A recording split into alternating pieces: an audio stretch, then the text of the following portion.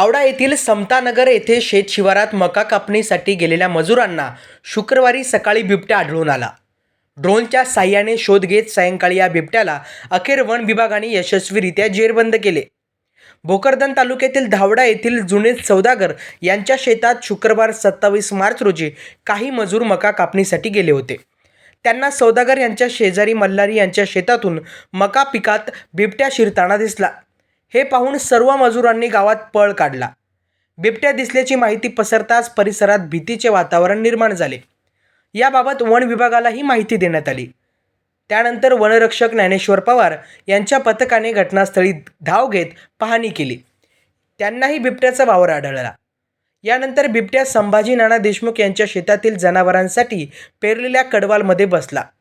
परिस्थितीचे गांभीर्य ओळखून वन परिमंडळ अधिकारी योगेश डोंबळे व ज्ञानेश्वर पवार यांनी तातडीने जालना वन परिक्षेत्र येथून पिंजरा व ड्रोन मागवले.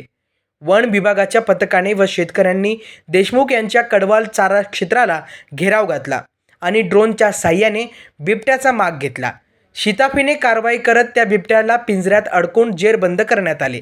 या कारवाईमुळे ग्रामस्थांनी सुटकेचा श्वास सोडला. या बिबट्याला तपासणीसाठी भोकरदन येथील पशुवैद्यकीय रुग्णालयात हलवण्यात आले. वन विभागानं नागरिकांना सतर्क राहण्याचे आवाहन केले असून अशा घटना समोर आल्यास त्वरित माहिती देण्याचे आवाहन देखील केले.